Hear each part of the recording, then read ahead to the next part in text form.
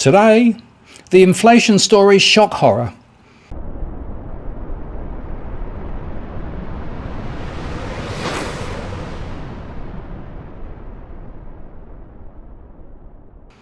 Hello again, it's Martin North from Digital Finance Analytics. Welcome to this post covering finance and problem news with a distinctively Australian flavour. Well, after last week's downside surprise on jobs, the markets were rocked by an upside surprise on inflation.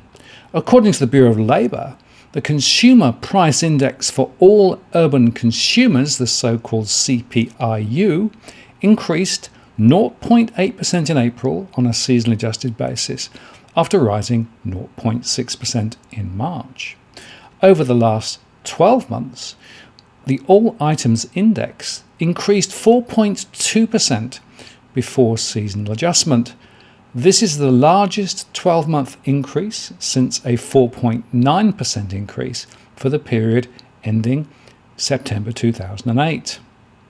The Consumer Price Index, the CPI, measures the change in prices paid by consumers for goods and services.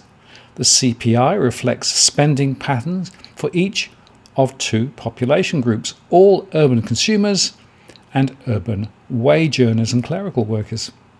The all urban consumer group represents about 93% of the total US population. And the CPIs are based on prices of food, clothing, shelter, fuels, transportation, doctors and dentist services, drugs and other goods and services that people buy for day-to-day living. Prices are collected each month in 75 urban areas around the country from about 6,000 housing units and approximately 20,000 retail establishments, including department stores, supermarkets, hospitals, filling stations, and other types of stores and service establishments. All taxes directly associated with the purchase and use of items are included in the index. Prices of fuels and a few other items are obtained every month in all 75 locations. Prices for most other commodities and services are collected every month in the largest 3 geographic areas and every other month in other areas. Prices of most goods and services are obtained by personal visits or telephone calls by the Bureau's trained representatives. In calculating the index, price changes for the various items in each location are aggregated using weights, which represent their importance in the spending of the appropriate population group.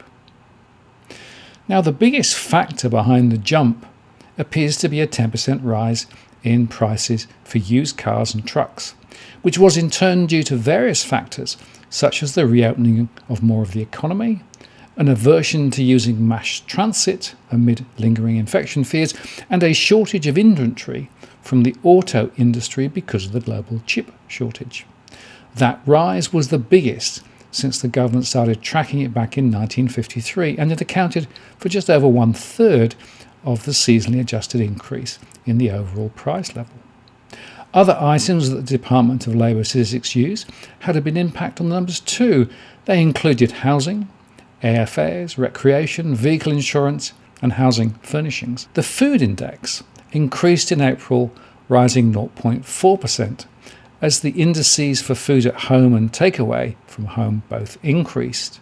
The energy index decreased slightly, as a decline in the index for gasoline in April more than offset an increase in the indices for electricity and natural gas.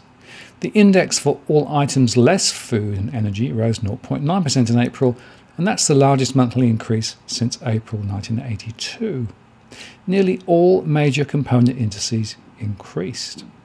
Along with the index for used cars and trucks, the indices for shelter, airline fares, recreation, motor vehicle insurance, and household furnishings and operations were among the indices with the largest impact on the overall increase. And so the overall index rose 4.2% for the 12 months ending April, a larger increase than the 2.6% increase for the period ending March. Similarly, the index for all items less food and energy rose 3% over the last 12 months, a larger increase than the 1.6% rise over the 12-month period ending in March. The energy index rose 25.1% over the last 12 months, and the food index increased 2.4%. Businesses can't keep up in demand, a problem exacerbated by ongoing bottlenecks in the global trading system tied to the pandemic. Computer chips are especially in short supply, and that's held up the production of new autos and other manufactured goods. Americans are also rushing to dine out, travel, or go far away for vacations, activities they shied away from during the pandemic. That's also driving up prices at popular vacation resorts and other venues where people plan to congregate. But now if you look at real average hourly earnings for all employees, which was also released, that was unchanged from March to April, according again to the labour statistics. This result stems from an increase of 0.7% in average hourly earnings, offset by an increase of 0.8% in the Consumer Price Index for all urban consumers. Real average weekly earnings increased 0.2% over the month, due to no change in real average hourly earnings, combined with an increase of 0.3% in the average work week.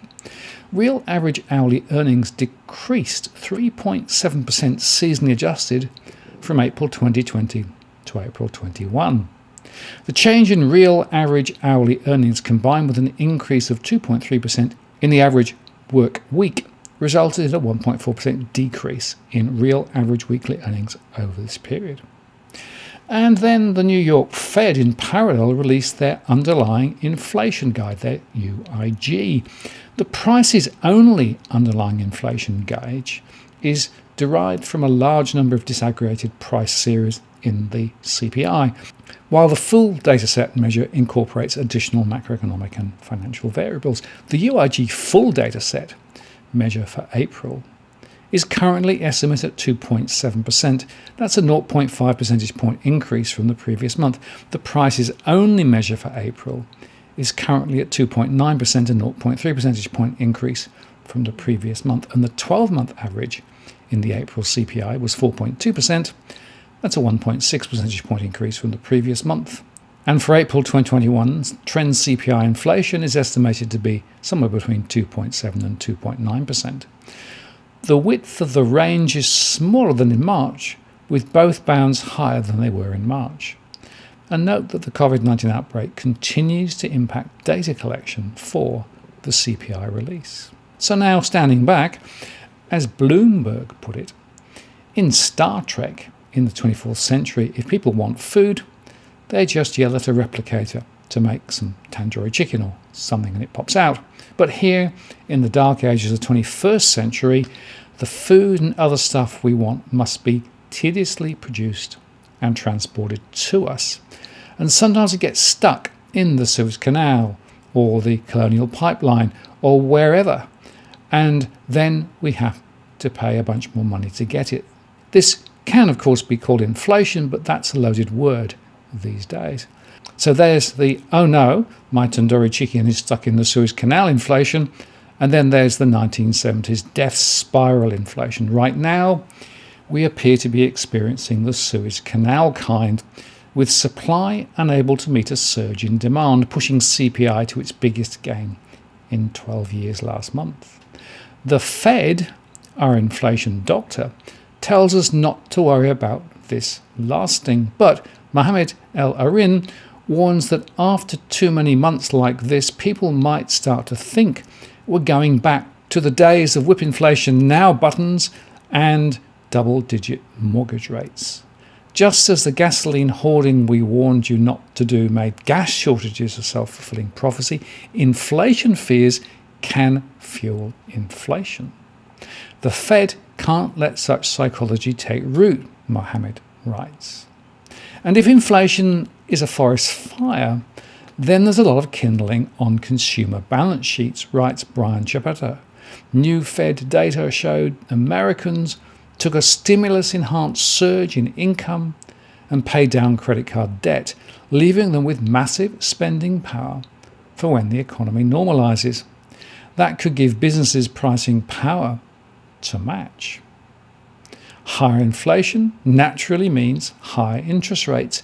Declaring the end of the bond bull market has been a losing game for the past several decades, but Bill Dudley argues it's really dead bull meat this time, with 10-year Treasury yields likely to double from here. Hedge funds have loaded up on higher rate bets to at least guard against any tantrum the bond market might throw when the Fed starts to cut off its money supply, writes Mark Gilbert. But what if the Fed doesn't mind all this inflation talk at all? How soon we forget roughly 2 decades of worrying about deflation and how utterly our inflation doctor failed to raise the economy's blood pressure. In fact, the Fed welcomes your inflation fears, Carl Smith writes. It has declared it's targeting an average rate of long-term inflation not seen in years. Sticking to this plan and riding out any Suez Canal inflation will fend off a bond tantrum and, more important, avoid snuffing out the recovery and sending us back to even darker ages. And now, of course, Mohammed A. El-Arim is a Bloomberg opinion economist, and he wrote that the 2 big macroeconomic data surprises over the past few days should encourage greater humility and open-mindedness in the way policymakers, economists and Wall Street analyses the US economy. If they don't, they will significantly increase the risk that a policy mistake, a market accident, or both will derail what should and needs to be a long period of high, inclusive and durable growth. The disappointing jobs news from last week and Wednesday's much greater than expected surge in inflation have more in common than just embarrassing many economic forecasters. They also suggest, and I use suggest because it would be foolish to draw any firm conclusions based on a single month's data, that widespread supply rigidities are accompanying what, according to the overwhelming majority of other macro and micro data, is a big step up in the scale and scope of aggregate demand. Indeed, the two are linked. Historically, economists have found it difficult to predict structural change in the supply side of the economy, especially when the demand side is incredibly fluid.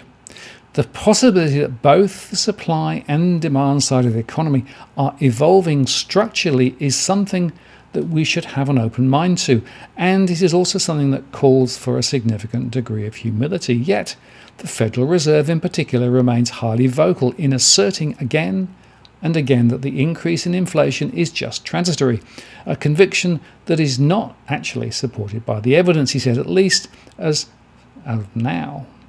With that, the central bank is showing absolutely no inkling of a desire to reassess a policy approach that has remained steadfastly unchanged and seemingly little challenged internally, despite accumulating macro and company-related evidence that indicated it would be prudent to consider a broad range of possible economic and policy outcomes. The big hope is that Fed officials will be proved right in their call on transitory inflation and help deliver a smooth transition for the economy, markets and policymakers. The risk is that the Fed will fall behind, forcing the markets to start a more disorderly process that could risk economic well-being and unsettling financial instability. If nothing else, the recent data suggests the Fed, as well as Wall Street analysts, should be thinking much more in terms of scenarios rather than a single baseline that they hold on to with an enormous degree of conviction that is not supported by sufficient foundation. And if they were to open their mindset more, they would probably soon abandon the notion of not even thinking about the need for possible policy adjustments. In any case, Wall Street closed lower on Wednesday, with the S&P suffering its biggest one-day percentage drop since February, as inflation data fueled concerns over whether interest rate hikes from the Fed could happen sooner than anticipated. In fact, all 3 major US stock indices ended the session deep in the red following the Labour Department's April Consumer Prices Report, which, as I said earlier, showed the biggest rise in nearly 12 years. The report was, of course, hotly anticipated by market participants who've grown increasingly worried over whether current price jumps will defy the US Federal Reserve's reassurance by morphing into long-term inflation. Pent-up demand from consumers, flush with stimulus and savings, is colliding with a supply drought, sending commodity prices spiking, while a labour shortage drives wages higher. The topic on everyone's mind is obviously inflation, said Matthew Keetle, managing partner at the Keeter Group, a wealth management firm in Lenox, Massachusetts. It's something the Fed has been looking for, and they're finally getting their wish. The question is, how long will its fires run hot before starting to simmer? That concern is shared by Stuart Cole, head macroeconomist at Equi Capital in London. Going forward, the big question is just how long can the Fed maintain its dovish stance in opposition to the markets, Cole said, particularly if companies begin raising wages to encourage unemployed labour back into the workforce, in turn driving a large hole in the Fed's transitory inflation argument. The Dow Jones Industrial Average fell 1.99% to 33,587. The S&P 500 lost 2.14% to 4,063, and the Nasdaq dropped 2.67% to 13,031. Of the 11 major sectors in the S&P 500, 10 closed in negative territory, with consumer discretionary down the most. Energy was the sole gainer, advancing 0.1%, boosted by rising crude prices. Market-leading mega caps, including Amazon.com, Apple, Alphabet, Google, Microsoft, and Tesla, fell between 2 and 3% as investors shied away from what many feel are stretched valuations. The CPI number, being stronger than expected, has led to further weakness in tech stocks, said Michael James, managing director of equity trading at Wedbush Securities in Los Angeles. Tech investors are concerned that higher rates are going to lead to multiple compression and less attractive valuations for tech names in a higher rate environment. The volatility index closed at 27.64, its highest level since March the 4th. And volumes on US exchanges were 11.82 billion shares, compared with the 10.44 billion averaging over the last 20 days. The data had an immediate impact on expectations for monetary policy, despite repeated assurances from the Federal Reserve that it will look through what it considers to be transitory spikes in prices. Short-term interest rate futures now reflect 100% certainty that the Fed will hike rates by the end of next year, rather than wait until 2023, as its official guidance indicates. The 30-year bond was down 0.85% to 2.395. The 10-year was down 1.07% to 1.685. The 3-year was down 1.29% to 0.352. And the 3-month was up 18% to 0.015. The dollar index was down 0.06% to 90.77. The Fed has indicated it doesn't expect a problem with the general level of prices, which it sees as different in nature from the abrupt shift in relative prices for certain categories of goods and services as consumer spending patterns adapt to the reopening of the economy. For the present, it is more concerned about the level of slack in the labour market, where over 16 million people are still claiming benefits related to unemployment, and the pace of hiring fell well short of expectations in April. The outlook is bright, but risks remain, and we are far from our goals, Fed Governor Lowell Brainard said on Tuesday. Remaining patient through the transitory surge in prices associated with reopening will help ensure that the underlying economic momentum that will be needed to reach our goals is not curtailed by a premature tightening of financial conditions. The numbers come against a backdrop in which a growing number of data points suggest greater price pressure ahead. Commodity prices have been on a tear all year, with lumber a key input for housing construction costs more than doubling since the start of the year. But analysts argue that the Fed is unlikely to be swayed, not least since the central bank prefers to take its cues from a different measure of inflation, the Personal Consumer Expenditures Index. This index responds more quickly to shifts in consumer spending patterns and is more correlated to the experience of those on lower incomes, and trend PCE inflation is still below 2%. The Fed won't be impressed, even aside from temporary factors. And while Fed officials and economists acknowledge the temporary boost, it's unclear whether a more durable pickup in inflationary pressure is really underway against a backdrop of soaring commodity costs, trillions of dollars in government economic stimulus, and incipient signs of higher labour costs. I was surprised Fed Vice Chairman Richard Clarida said after the report, "We have pent-up demand in the economy. It may take some time for supply to rise to meet demand." Of course, Fed Chair Jerome Powell has said the upward pressure on prices from the rebound in spending and supply bottlenecks will have only a transitory impact on inflation. But many disagree. Bond market expectations for the pace of consumer price inflation over the next 5 years surged earlier this week to its highest level since 2006. And the price data may complicate President Joe Biden's efforts to push through a multi-trillion-dollar infrastructure spending package. Republican lawmakers have said more fiscal spending threatens to push up inflation even further. So here you have it. We face this critical question as to whether the inflation is real or whether it's not. But I want to end by reminding you of 3 quick facts. The first is all the evidence that I've looked at suggests that increasing the money supply is not inflationary, that doing quantitative easing is actually potentially deflationary because it sucks money out of the real economy. And thirdly, a lot of the effects in those CPI figures are indeed transitory in terms of coming off a low base and relating to supply chain issues. So for me, the argument for sure that we are definitely facing into higher inflation, structurally speaking, has yet to be won.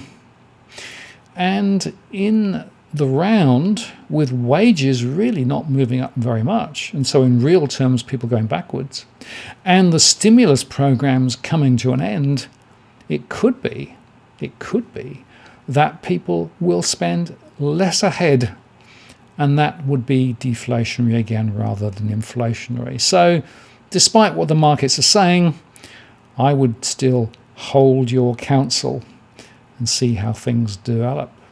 But today, of course, was a down day, and even cryptos caught the down pressure too, with Bitcoin and Ethereum both down as well. And by the way, gold and silver also dropped. So there's nowhere to hide at the moment. We need to watch these markets carefully, because if in fact confidence does turn negative, then the falls from this precipitous level could be significant and potentially quite quick. And that, by the way, would potentially damage the recovery and force the Fed to do more quantitative easing. So watch this space. I'm Martin North from Digital Finance Analytics. Many thanks for watching, and I'll see you again next time.